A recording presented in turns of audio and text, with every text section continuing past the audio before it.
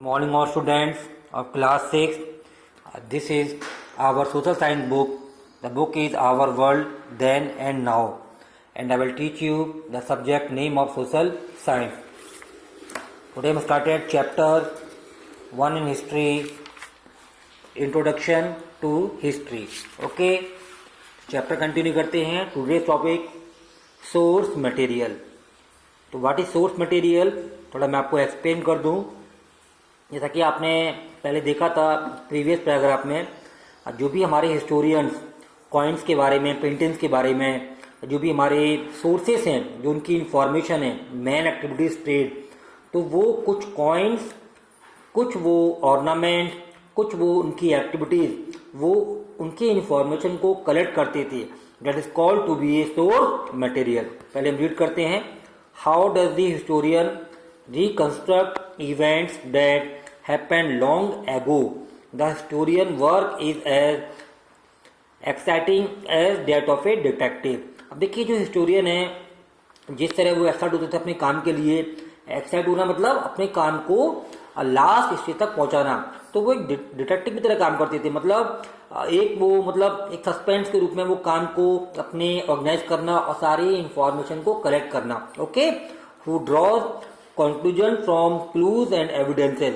अब उनके जो काम वो करते थे वो किसके आधार पे करते थे? क्लूज में जब उनको जहां से जो प्रूफ मिलते थे, ठीक है ना, एंड एविडेंस, जो एविडेंस मतलब जो प्रमाण होते थे, उनके आधार पे वो अपने कामों को करते थे हिस्टोरियंस. ठीक है, अब मैं आपको बता चुका हूँ जो हिस्टोरियंस है उनका जो काम है, मेन सारी इंफॉर्मेशन को, जो एंशियंट पीरियड में जितने भी मटेरियल्स यूज हुए हैं, जो मैंस की जो लाइफ स्टाइल है, जो उनकी एक्टिविटीज है, उनकी इंफॉर्मेशन को कलेक्ट करना और पब्लिश करना. Okay, underline.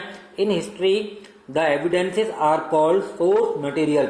अब जब हिस्ट्री में जो एविडेंस के लिए, प्रमाण के लिए कि हमारे पास प्रूफ है, ये एविडेंस है, एविडेंस मतलब जो हमारे पास सही प्रमाण है, उन चीजों को हम देखते हैं, तो उनकी हम जानकारी लेते हैं प्री हिस्ट्री में. ओके, तो उन सारी चीजों को बोलते हैं हम source material. Underline. In history that evidences are called source material.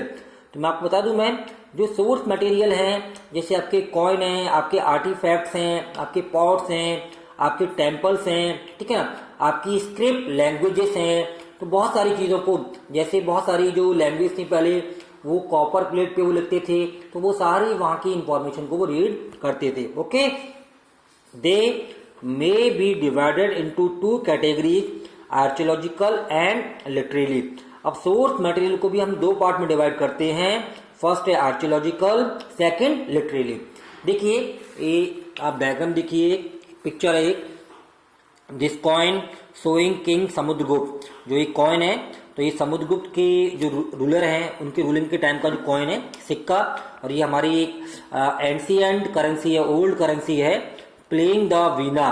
और जो वीना, जो एक म्यूजिक का जो स्टाइल है, तो उसको ऑर्गेनाइज करने के लिए इस कॉइन का वो यूज करते थे.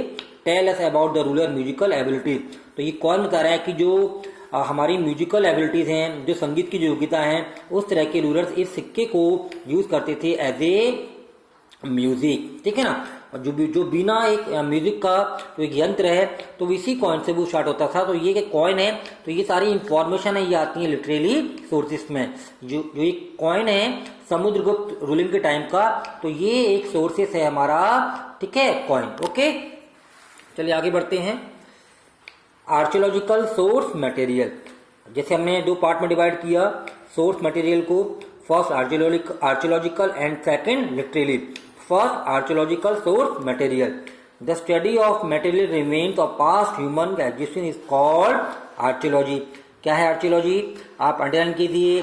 जो भी हमारा पास्ट ह्यूमन एग्जिस्टेंस, जो हमारे पास में जो ह्यूमंस हैं, जो उनके रिकॉर्ड्स को हम, ठीक है ना, उनके रिकॉर्ड्स को, उनके मटेरियल्स की, वो कौन से मटेरियल यूज करते थे, उनका क्या रिकॉर्ड था, क्या उनकी एक्टिविटी थी, उस रिकॉर्ड को जज करना, नोट करना कि उन्होंने क्या क्या काम किए हैं, that is called to be a archaeology. Okay, these remains include tools, weapons, articles of daily use, coins, building, writing on object.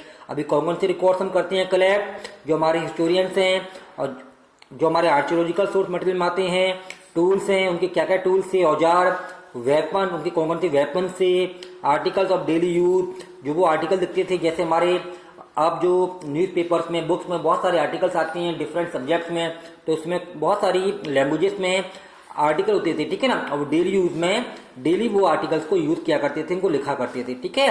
Coins, कौन कौन सी कॉइन्स से, बिल्डिंग्स, उनकी किस तरह की बिल्डिंग्स थी, मतलब architecture style, writing on object, और वो राइटिंग को कहाँ लिखते थे, बहुत सारी ऑब्जेक्ट पर, जैसे पाम लीफ, वुड प्लेट, ठीक है, कॉपर प्लेट, इन प्लेट्स पर या पाम लीफ पर वो राइटिंग को लिखते थे। तो ये सारे रिकॉर्ड क्या थे, these are called archaeological source material. Okay, a person who study such remains is called a archaeologist. अब जितनी इन सारी सोर्स मटेरियल को जो रीड करते हैं पर्सन, ठीक है ना, उनको क्या बोलते हैं, आर्कियोलॉजिस्ट। जो ये पर्सन है इन सारी चीजों को रीड करते हैं, उनकी इंफॉर्मेशन कलेक्ट करते हैं और पब्लिश करते हैं, उन पर्सन को बोलते हैं archaeologist. Material remains often lie buried in the ground and archaeologist have to exhibit them, ठीक है, देम और डिग देम आउट। जो ये सारे मटेरियल्स हैं वो आर्कियोलॉजिस्ट वो सारे ग्राउंड से, जो ब्यूरल ग्राउंड्स हैं जहां पर हम लोगों को शमशान भूमि में ले जाते हैं, तो वहां सारे वो रिकॉर्ड्स को वो कलेक्ट करते हैं उन ग्राउंड से, ठीक है ना। तो ये सारे काम होते थे आर्कियोलॉजिस्ट, और वो भूमि को डिग करते थे, खोदते थे, ठीक है ना, वहां से वो सारे रिकॉर्ड निकालते थे।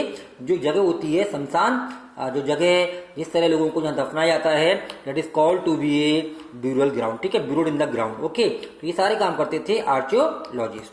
Thank you.